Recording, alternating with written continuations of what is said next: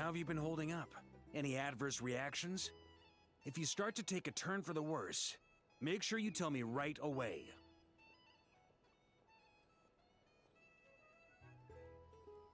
You don't need to worry about me, Grandmaster. I'm fine. I mean, I barely did anything, so... What? You're too humble, young man. You played an indispensable role in the battle for Nocturne. We can't thank you enough for your support. Sometimes, when people praise you, it's because you deserve it. The best thing is to accept it calmly and with grace. It's important to learn how to respond to words of admiration. Let's do a quick demonstration. Albedo, that was an incredible feat of alchemy. The pressure was on, but you worked flawlessly at lightning speed to get the job done. Thank you. I can't take all the credit, though. Durin played a big part in forming the alchemical array. See? Did you catch that? A masterclass in how to take a compliment. Okay, yeah. I did work pretty hard to help prepare for the battle. No point denying that. Hey, you guys! Hey, look who's bounced back. Looking good, traveler. Seems like you've recovered. You won't need to take any more medication. Can I get you a drink? Huh? You know how to order at a bar now? You've sure learned a lot recently. Handling a drinks order is ridiculously simple compared to alchemy. Don't worry, I'll blend into society yet. Paimon believes it. You're clearly a fast learner, just like your brother. To be totally honest, though, Paimon didn't quite follow all the details when you first explained the plan to us. Don't worry, that's completely understandable. Unless you're a student of alchemy, it's hard to grasp the principle and how the process works. To put it in the simplest terms, we saw how our enemy stole the power of Kuvaki. And that gave us the idea of stealing his power to turn it against him. When facing an enemy you have no hope of defeating, it's best not to engage them in battle. So, instead of looking for a way to overpower him, we decided to help Columbina get strong enough to at least stand up to him in a fight. For this to work, we had to analyze his modes of attack, confirm who his main target was, and make sure that he wouldn't go beyond the range of the alchemical array. For added security, we prepared a total of 4 arrays. But to mitigate the impact of the battle, we identified one location in particular as the ideal spot, which is where the confrontation took place. The alchemical array absorbed his abyssal power. Then Durin processed it to render it usable by Columbina. That power enabled her to do what would otherwise have been nigh on impossible. What surprised me was that Dainsleif actually agreed to join us. Given his history with Rerir, he had every right to sit this one out. But we're extremely grateful for the decision he made. It must have been a painful choice to make. But I'm sure that making a decision was far better for him than staying in limbo. Absolutely. He was torn between 2 paths, but in the end, he made his choice and stuck to it resolutely. He doesn't strike me as the sort of person who'd stay trapped in limbo for long. Anyway, however you cut it, everyone gave a stellar performance. And now, it's time to kick back and celebrate.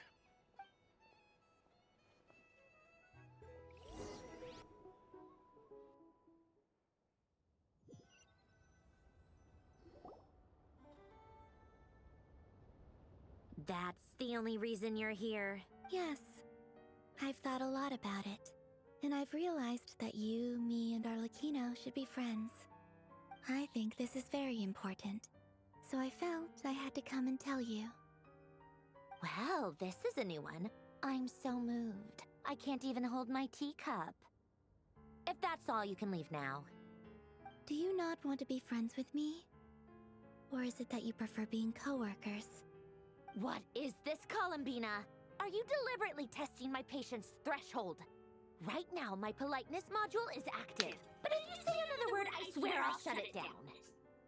Aw, she wanna be friends?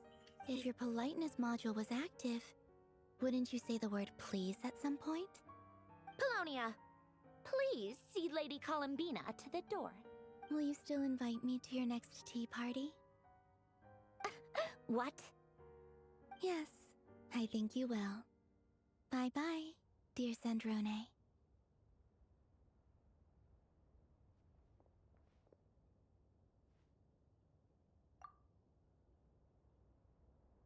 Last time, the Wild Hunt escorted you out. Would you rather I handled it myself this time? We just wanted to, see how you were doing now that it's all over. Why? Out of concern for my safety? I hope you didn't seriously think that the Rayhir of Solnari would be able to lay so much as a finger upon me, given how prepared I was. Mostly because you kind of helped us out, so we just wanted to check you were okay. Looks like all your robots are fixed, huh? Oh, don't you worry about that. Tea time is already a write-off. The visitor before you managed to kill my appetite. If you're in the mood for tea, go ahead and help yourself. Otherwise, it's going to waste. My coasters are still missing in action, though. Use this notebook instead. Whoa! Pretty hefty notebook. Look at all those calculations. You can ignore those. They're just dumb scribblings. I doodle and write in my free time. Sometimes I remember the distant dreamlike past. Sometimes I imagine the far-flung future. And other times, I grit my teeth and note down all the crazy nonsense going on in the present. Some people do the crosswords in the newspaper. This is my equivalent of that. Trying to predict the future is like daydreaming. And writing about the present just makes me furious. The past is my favorite. If nothing else, it's already set in stone, so I don't have to rack my brains trying to figure it all out. Huh. Although, having said that, the only vaguely interesting memory in my past is probably that guy they call Lord Artificer. Who else? Pretty much all the mecha and Fontaine are his personal handiwork. Wait, are you saying you know him? Like, personally? As a friend? I mean, I guess we were friendly enough. Yep. In fact, I'm probably the only normal person left who knew him at all. We used to chat occasionally back when he was still around. Before he passed away, he asked me to destroy all his manuscripts. I honored his request, but I did read through everything first before destroying them.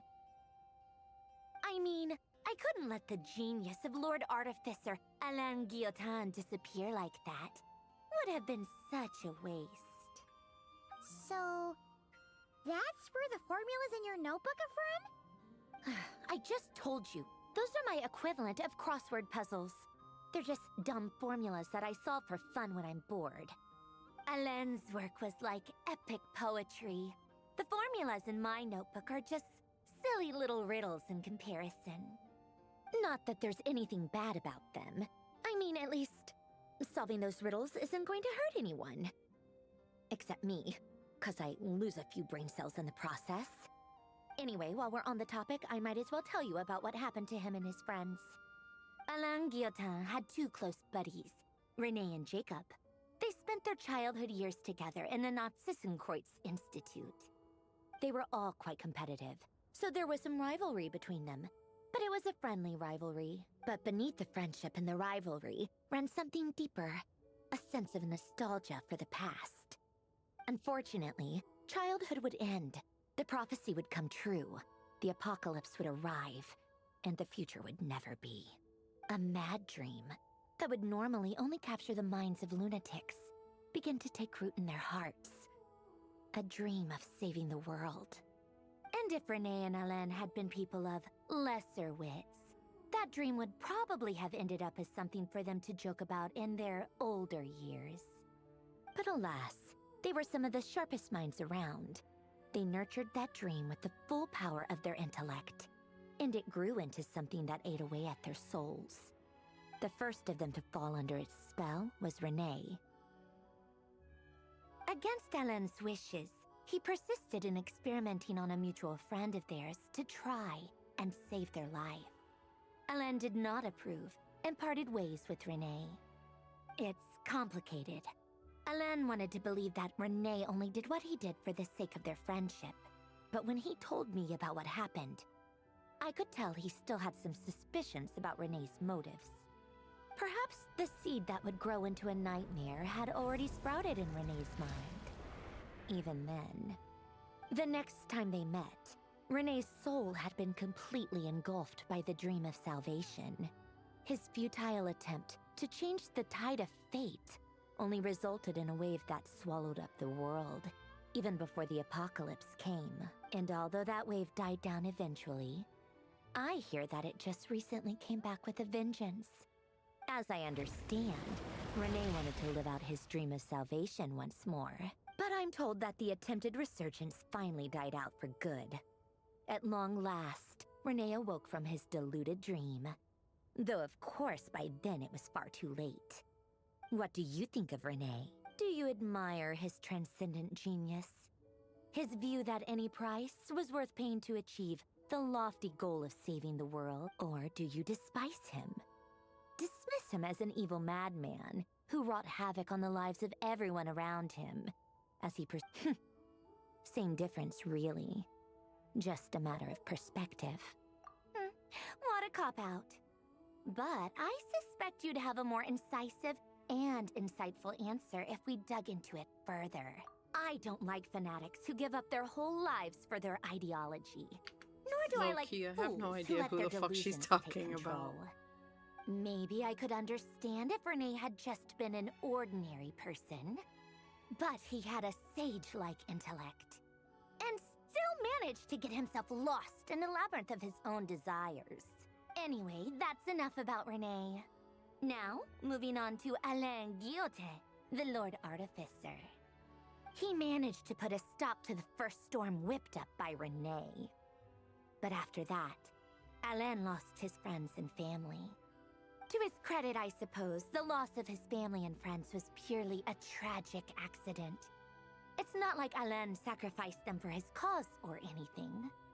After that, the only thing supporting his work was the same dream that had dragged his closest friend down to the abyss. But although the desire to save Fontaine drove him to found the Fontaine Research Institute, Alain continued to reject any form of transcendental knowledge or power. He was suspicious and fearful of it, having seen the way it had affected his closest friend. I think that formulas and machines derived solely from human intellect were the only thing that gave him a sense of spiritual comfort. Yet Alain's intellect was simply too great. It barely left him space to breathe in his lifetime. Once he realized that the end of his life was approaching, he finally accepted the truth. The Nazissenkreuz Institute needed someone, and a human being, to see its story through to the end. He quit working on his formulas, trading them in for the fairy tales that had played such a formative role in his childhood, but which he'd barely touched in his adult life.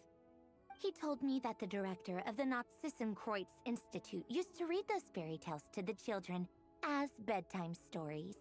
Apparently, they worked wonders at sending kids off to sleep. I think that all he wanted at that time in his life was to be able to sleep deeply without being plagued by depression. By that point, nothing else really mattered. At the very end, he laid down to rest in the ruins of the former Nazissenkreuz Institute orphanage, while the Fontaine Research Institute he had founded continued tirelessly with its work. Many years after that, tensions over competing dreams would once again cause a rift, this time between members of the Fontaine Research Institute. But the actions of those fools had nothing at all to do with Alain. And that is the story of two people from the Nazissenkreuz Institute who both wanted to save the world. One went all in on his fantasy of salvation without ever looking back, and ended up calmly sinking to the bottom of the deepest sea. The other sought desperately to burn bright in his life, even though he wasn't sure where he was going.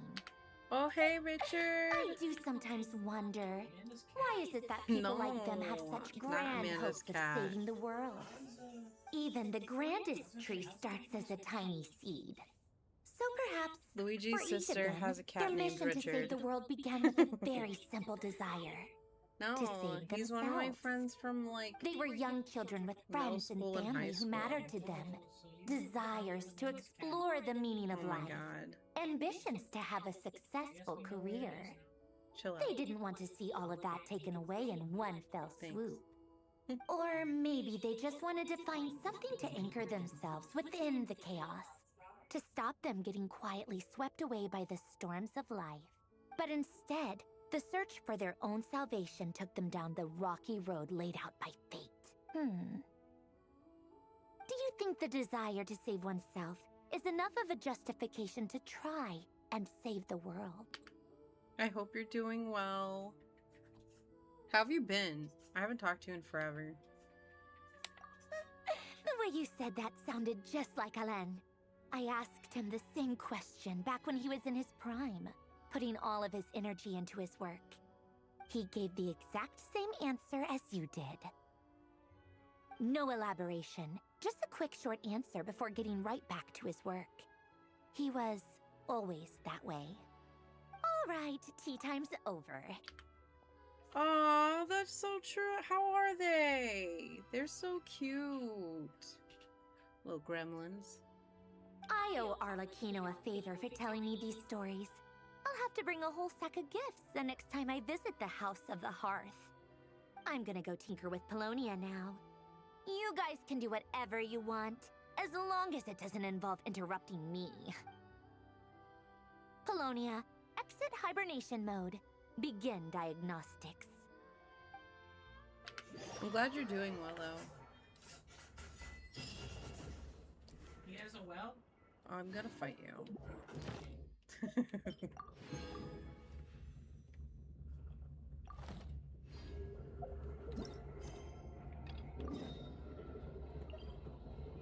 Understandable, really. I'd fight me too.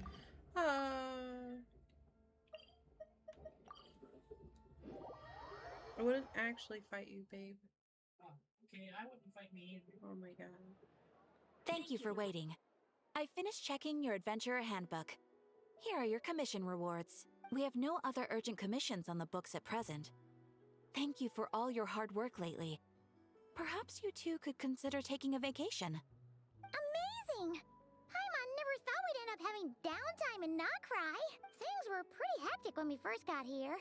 Everywhere you looked, it was either the Wild Hunt causing chaos or the Vatui stirring up trouble. It felt like this whole region was one giant slime in a barrel, ready to go boom at any moment. Sure have.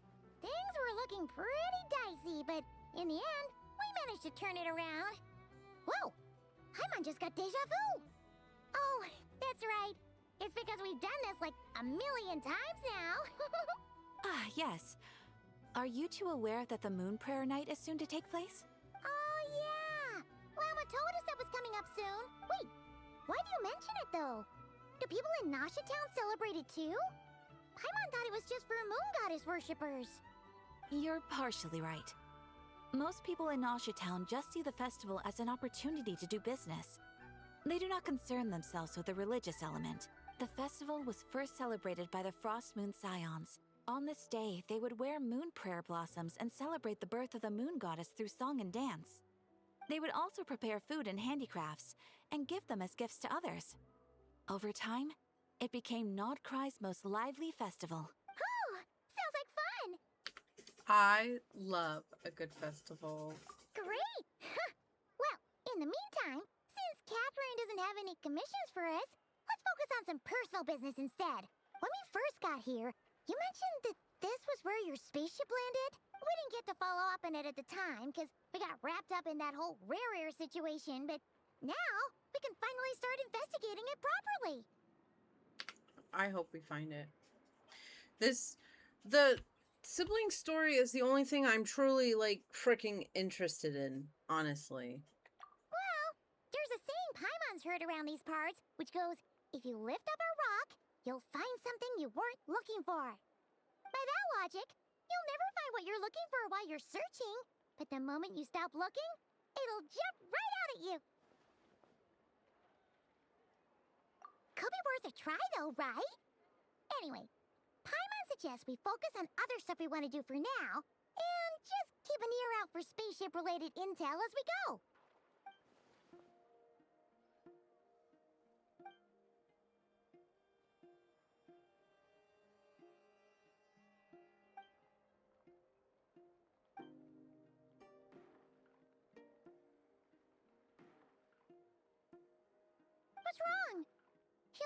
super serious all of a sudden? Huh? Paimon gets why you'd be concerned about Columbina, but what does the doctor have to do with anything?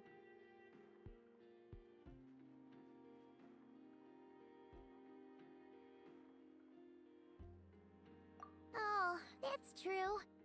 And now that you mention it, we're definitely overdue for a showdown with the Fatui. It is weird that he hasn't shown himself this whole time. What could he be up to? True. Paimon would much rather deal with Marionette anyway.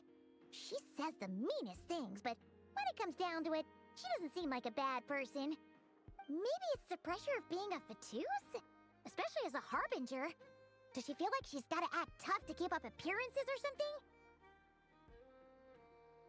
But then, every time we headed out with Rarier, she always wound up having to repair Polonia and her other robots.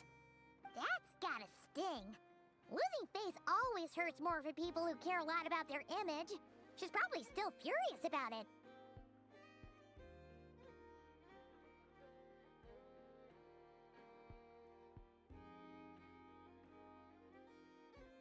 What? Relax! She's not even here! Huh? What's the matter? Oh, nothing. Sorry, we'll be on our way now. Where are we again? Oh yeah, Columbina? Right, yeah, let's go see Columbina.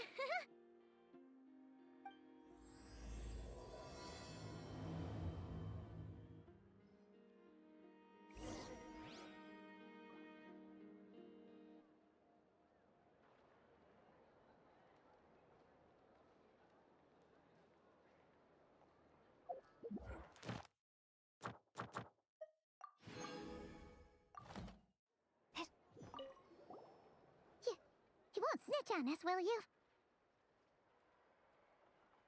I'm not entirely sure what you're talking about. But rest assured, I protect client and adventurer confidentiality as a matter of principle.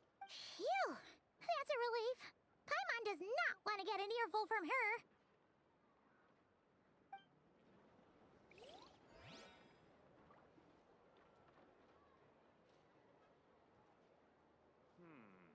I better get me some alpacas. Once they have everything here.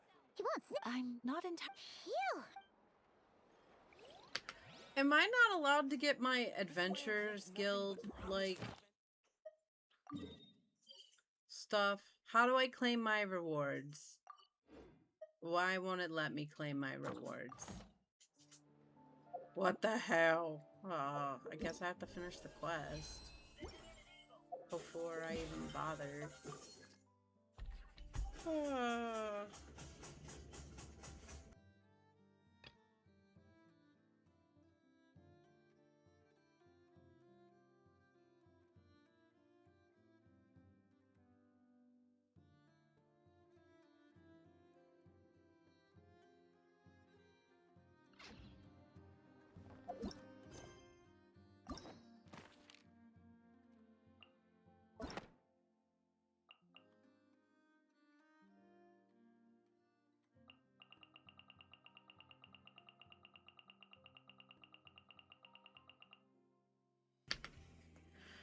Oh, all of these are completed? Which ones? Where does it stop? For my not completed ones? Or did I complete them all? Oh, I'm caught up on my story quests. I thought I had so much more to do. Hell yeah. Do I want to do this one? So I have to do this one before I even do this one. Alright. Slay. Let's do it. What if I go to a different Catherine?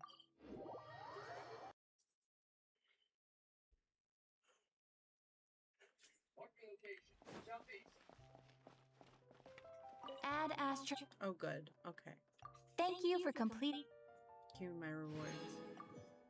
Add Astra Abbott. Slay. Oops. I forgot to click. I clicked the wrong button. Damn it. Oh. Well, alright.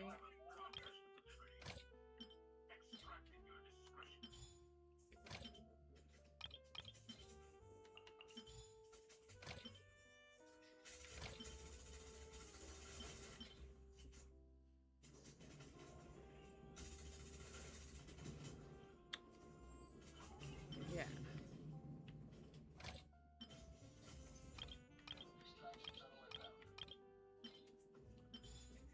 Okay, I think that's all of the people. Yeah. Slang.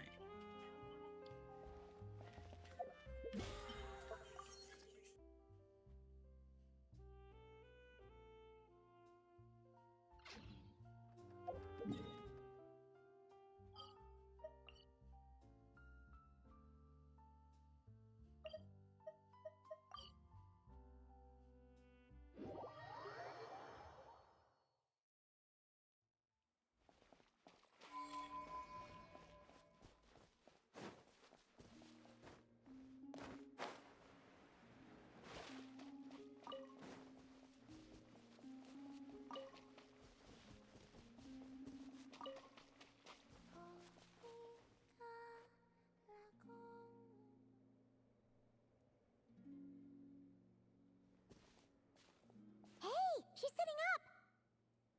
Is me sitting here a rare sight? No, we just thought you'd be resting. Perhaps I would have been, were it not for the sudden arrival of some unexpected guests. Not that I consider it a disturbance. After all, you are the only ones who are free to enter. Would it not be a little unfriendly of me to lie down while we speak? I didn't realize you put so much thought into little things like that.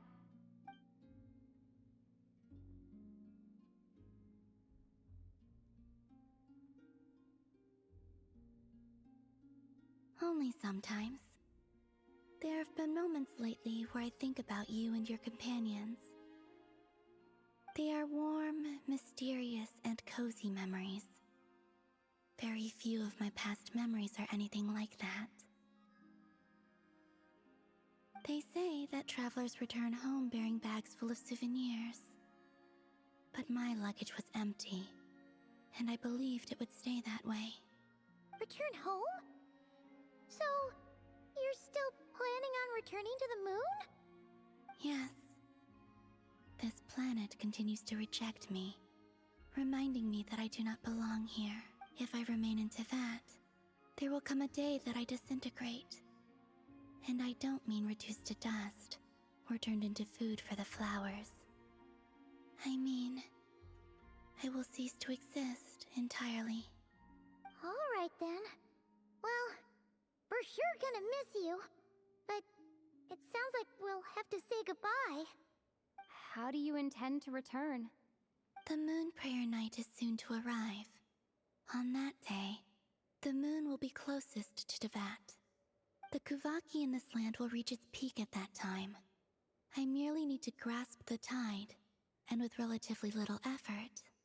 Oh, Paimon gets it! It'll work like a slingshot! You make it sound like she's gonna get blasted up to the moon. If I did that, I suspect I would crash into the false sky. I will be using a much gentler approach. But I do like the analogy. It's fun. You see? She gets Paimon's sense of humor. In the blink of an eye, the time has come to part ways. It does feel that way, doesn't it? Time seems to fly fastest when you are enjoying it. I have always thought of myself as a wanderer on this earth, and it has never expressed any desire to keep me here. Yet, just as I plan to depart, it tugs at my arm. Is this a gesture of affection? Or is the world mocking me? Oh. Were you hoping I can answer that? Yes, you are a traveler, so you must have a lot of experience in this area. Then, what I would say is, enjoy the moment. That's right! Don't overthink it!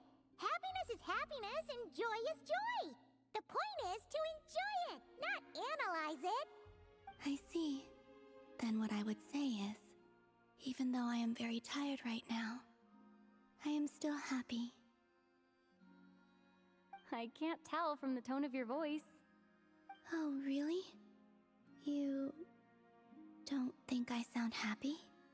I'm just kidding. I could tell you were in a good mood today from the moment we saw you. Ah, a joke. Albeit not a funny one. Anyway, I assume you're here about you-know-what. Give me your hand. Actually, it's not that. There's something else we wanted to discuss with you. Oh, then do you still want to give me your hand? Or not? Sure.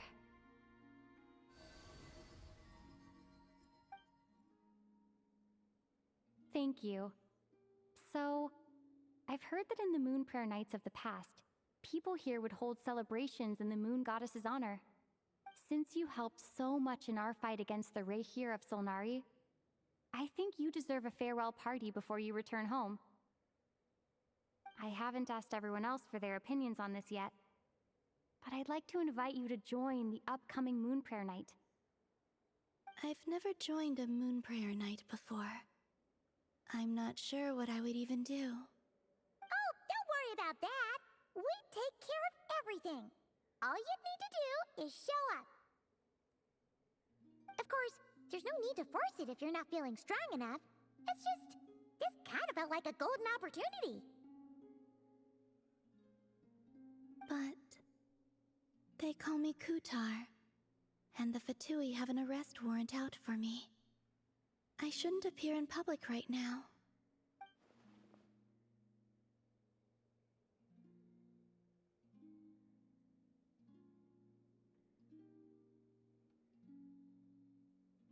I'll make it work. You have my word. Yeah, we got your back. Well, she does. Paimon's actually not too sure what she's planning. All right, if you're sure. I will not refuse your invitation. I suppose it wouldn't hurt to pack a few more sights from this world into my suitcase before finally learning what my homeland looks like. Oh, if you see Lauma, please tell her that my answer to the question she asked me is neither yes nor no. Rather, it is, there is no need. That was kinda cryptic, but sure. Guess it's between the two of you. We'll pass along the message. Bye for now.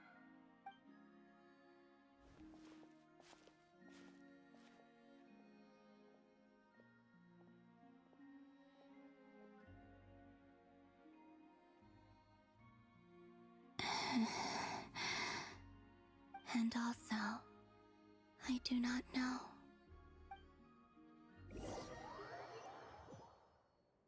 Since she's agreed to join the festival, let's go see who else wants to take part.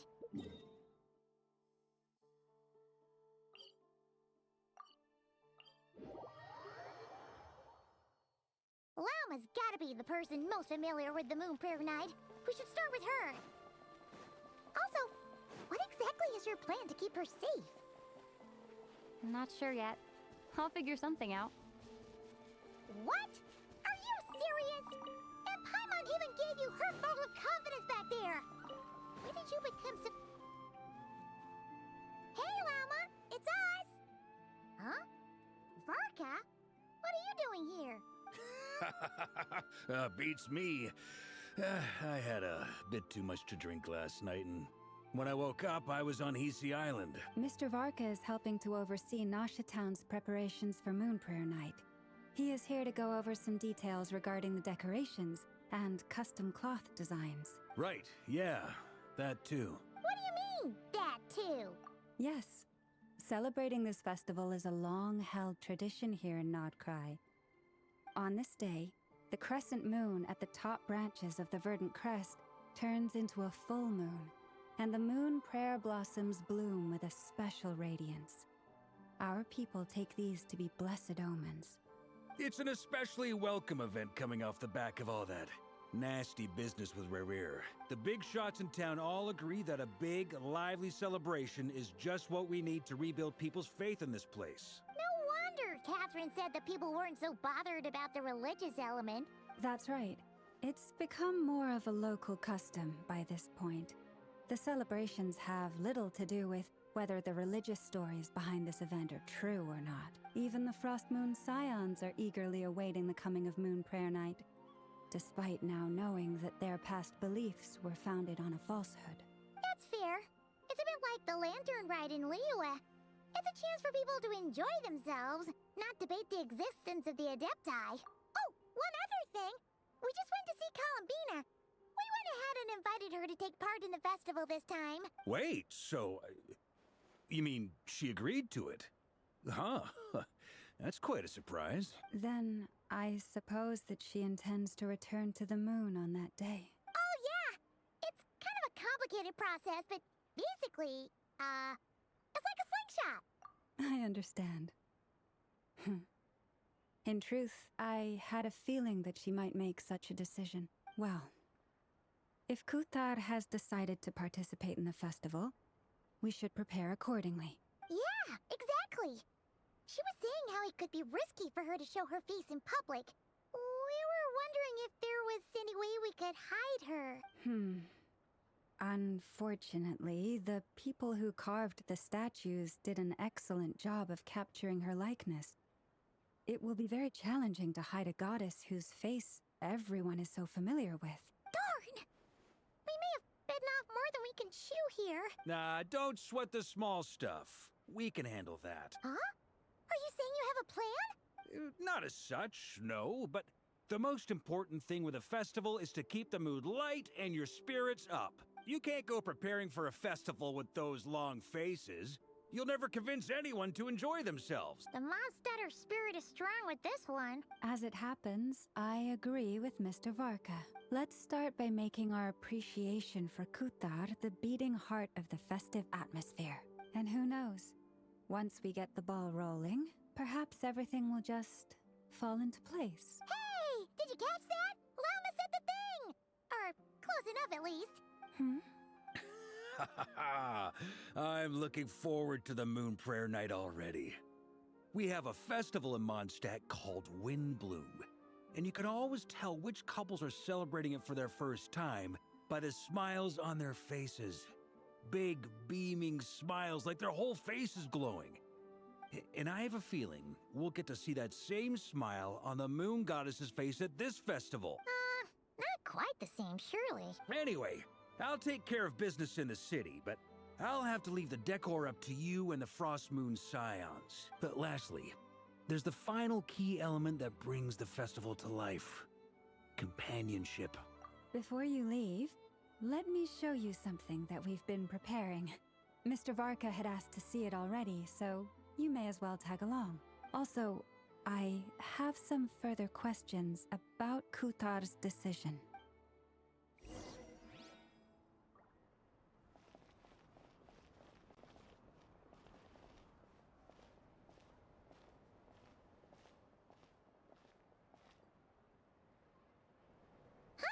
What's this? They sure look like they're having fun. I believe so.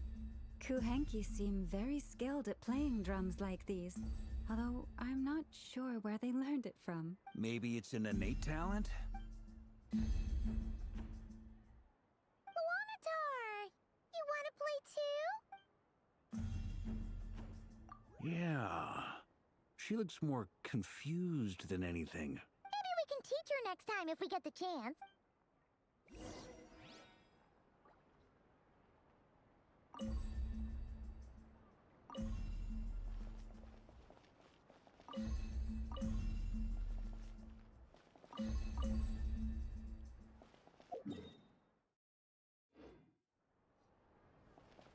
What are these floaty things?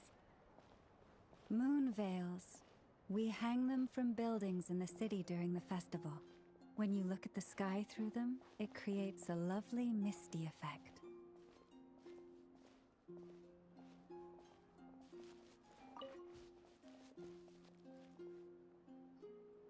Everyone seems hard at work. They're preparing items for Moon Prayer Night. For instance, the sculpture being made over here, Mr. Varka and I were just finalizing the details of where it will be placed. Ah, there she is. I didn't know the finished article would be so large. Not to worry, though.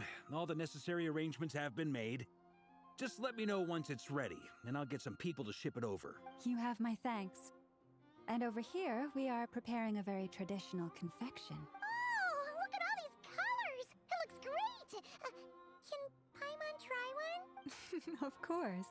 I have a feeling you'll like it a lot. You bet! Sweets and treats are Paimon's favorite! If you included those in the Feast of the Moon, I bet Paimon would have joined the Frost Moon Scions by now. There will also be verdant crests like this present in Nasha Town during the festival. The timing of Moon Prayer Night is not completely set in advance. We make a rough estimate, then observe the changes in the verdant crests and moon prayer blossoms to guide us. As such, the Wade itself is a fun feature of this particular festival.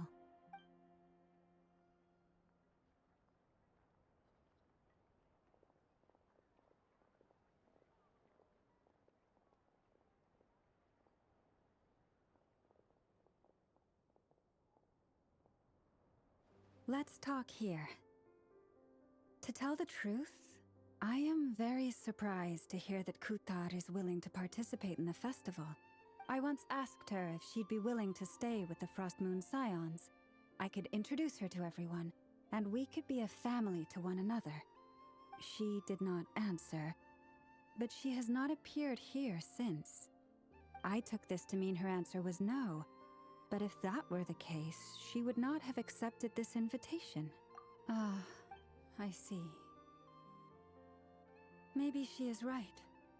Maybe the Frost Moon Scions of today no longer need a moon goddess. But my wish was not for her to come here and be worshipped as a deity. I simply wanted to offer her a place to stay. I'm sure she believes that showing herself here might invite Fatui intervention, and as such, she does not wish to cause us trouble. But what really pains me about all this is that this is her birthplace. She ought to belong here, yet no one has been able to grant her shelter. I think I'm qualified to weigh in here. When someone's about to depart on a long trip, what they need is blessings, not burdens. We should wish her the best, not make the journey harder than it already is. Anyway, she's agreed to attend, hasn't she? All we need to do is simply respect her decision. I see your point. Yes, she will soon depart after all. Our job is to leave her with some happy memories. Besides, who's to say her journey to the moon is a one-way trip? It's not like she can't come back and visit if she wants, right? Paimon agrees wholeheartedly. Festivals are all about having fun, so let's keep it simple. All right, I'm gonna head back to Nasha Town soon. Want to come with? I'm guessing you have some other folks to visit there. Sure thing, let's go! Bye for now, Wilma! Thank you all. Goodbye.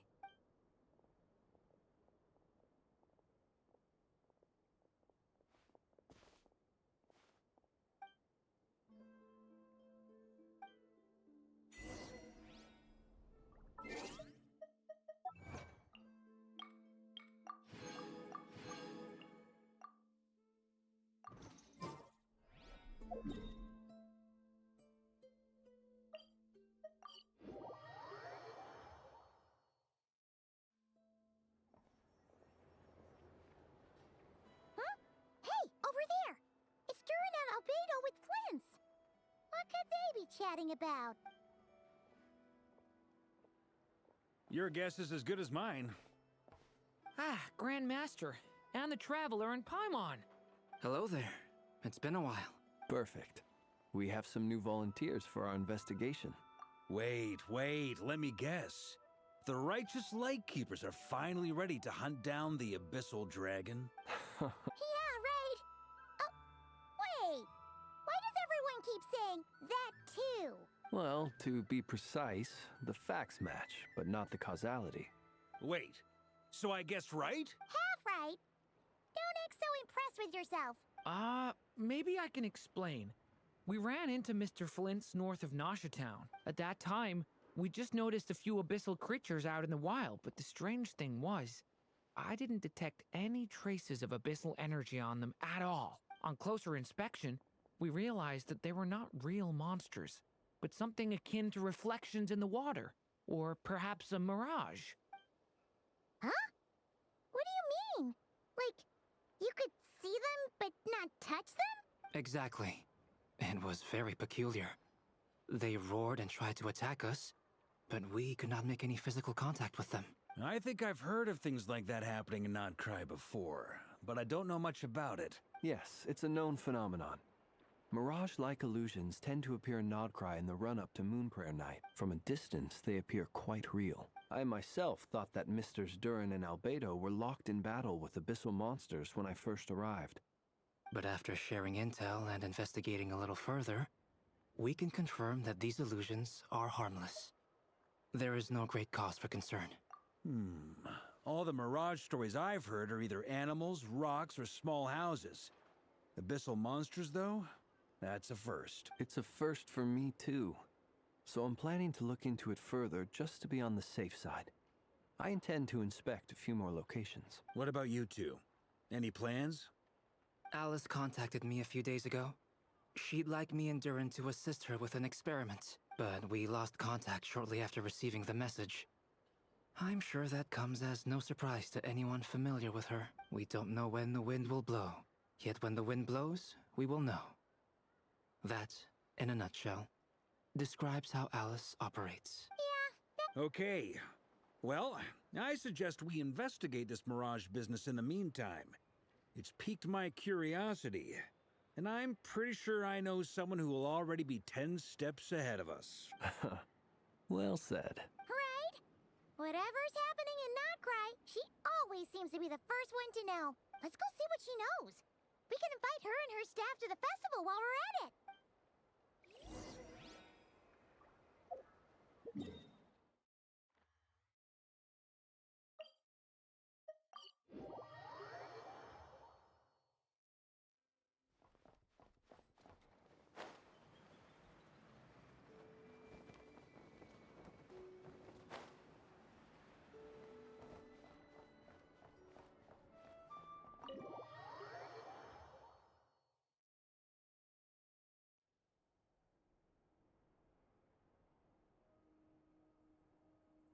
You're right, I have noticed.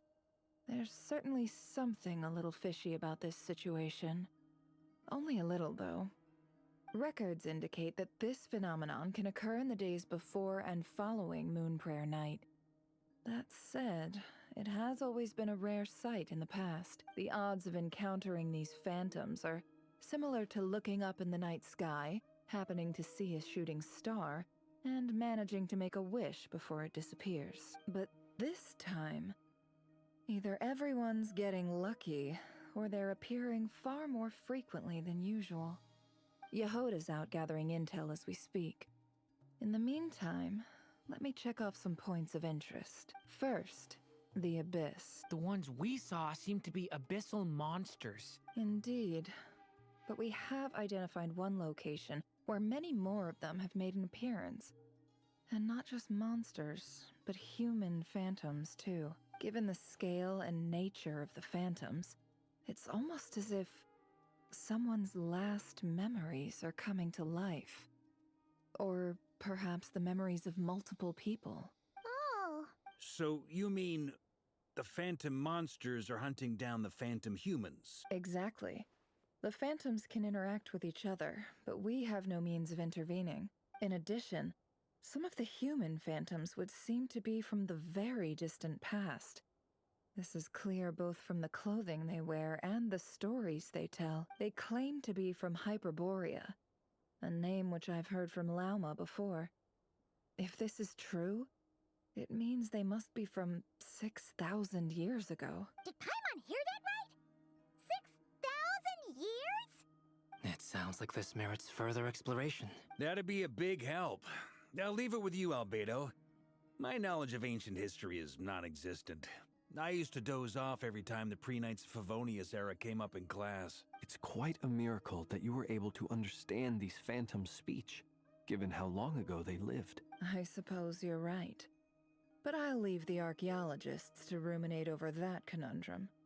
As an intelligence broker, my sole interest is in the value of the information I gather, which, in this case, hopefully means earning myself some good favor with our dear Lady Moonchanter. So calculating. Whew, this intel broker logic always catches Paimon by surprise. Sounds to me like we could split the work up. I think the abyssal phenomenon is best left to Albedo, Flint's, and me. Agreed. It coincides with my duty as a lightkeeper. For my part, I'd like to understand the abyss better. Even a little knowledge would go a long way. This is certainly a rare opportunity to study the abyss. But even rarer, perhaps, is the chance to make contact with the ancients. The Curatorium will take the lead on investigating the Hyperboreans. We put in the work to learn what we know so far. It seems only fair that we get some quantity of exclusive intel. That just leaves our trusty team of 2 unassigned. Since you became an honorary knight, of course. This was part of my grand plan all along. Ha ha! Oh yeah! By the way, we managed to convince Columbina to come to the Moonprayer Night celebrations. Would you and Yehoda like to join too? She agreed to that? Huh. Quite an achievement. Never underestimate the traveler, I guess. I'd be happy to join. No point shutting myself inside when the streets are all decked out. I doubt any clients will be visiting during the festival in any case, and Yehoda loves a party, so I'm sure she'll jump at the opportunity. No. Way to contradict me in front of... Wait, no, that's not what I have bad news, boss. So many people. All right, everyone inside, quick.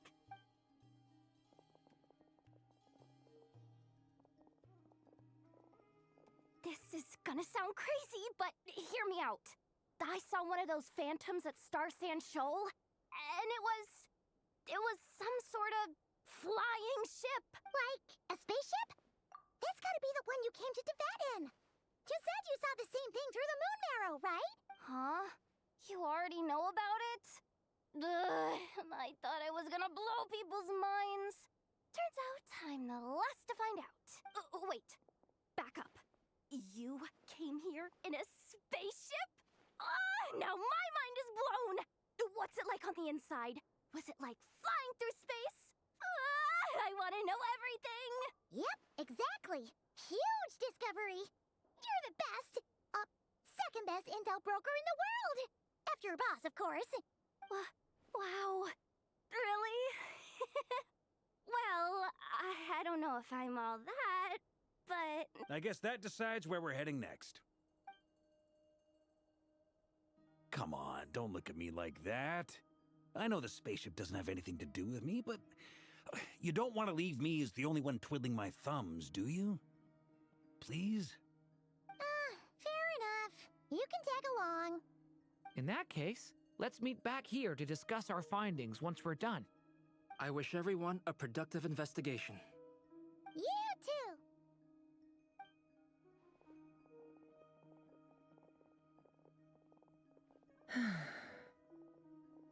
What's up, boss?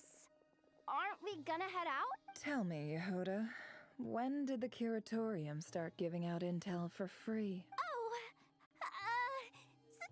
sorry, boss.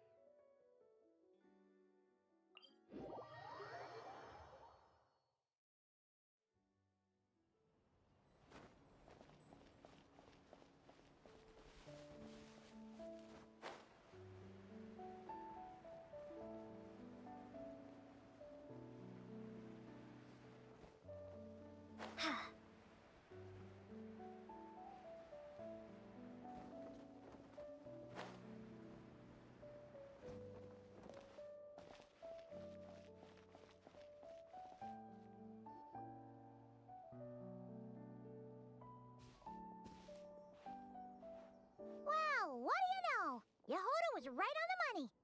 This Phantom really is your spaceship, but that's so weird. Why would it show up here? Is it some kind of projection? Or a ghost? Like, maybe it no longer exists, but somehow it left an afterimage? Ah, you're already here. Miss Lauma, what a surprise. I thought you were busy with festival preparation. I was, until one of our people informed me that a strange sight had appeared at Star Sand Shoal. No one's ever seen something quite like this before. I thought I should see it for myself. Same here. Oh, so we heard that these things appear around the festival period. Any idea why that is? Unfortunately not. We have very limited information about them, since they can't be interacted with. And no human phantoms have ever made an appearance before now. The most we've been able to deduce is that these sightings appear to be connected to the increase in Kuvaki energy around this time. Yeah, seems like that's all we can do. This is all so confusing. Allow me to lend you a hand.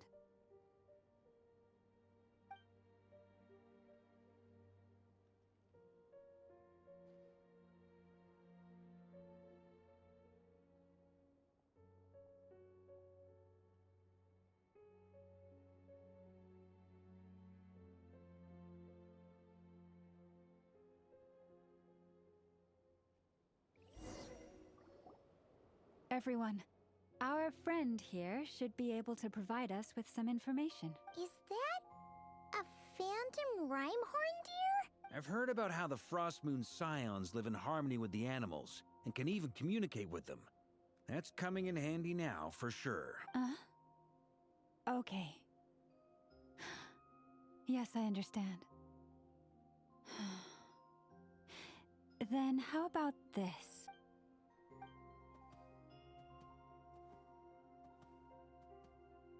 Oh, it's leaving.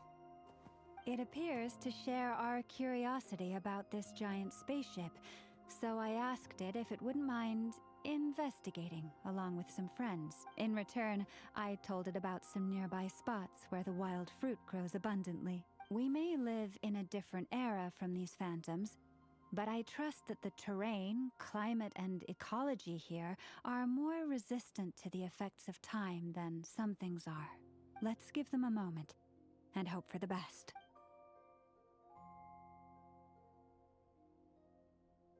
All back together? Must have been a lot of fruit. Indeed. Now let me ask them some questions.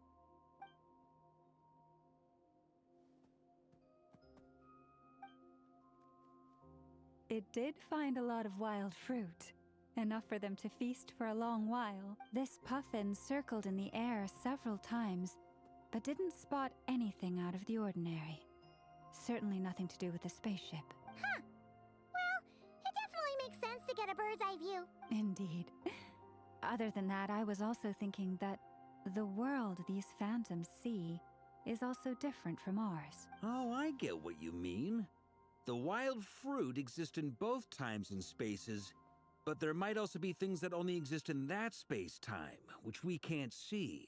Good point. Great thinking, Lauma.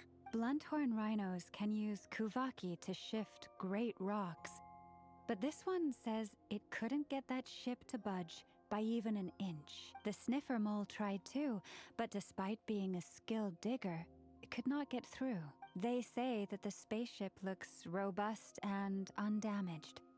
It seems completely impervious to any and all attacks. Whatever lies within is well defended from harm. So, just like us humans, there was nothing they could do about this spaceship either. Yes. Still, they deserve our thanks. We are grateful for all your efforts, dear friends. Now go, and enjoy your feast. I've noticed some other human phantoms gathered nearby. Come on, let's go talk to them.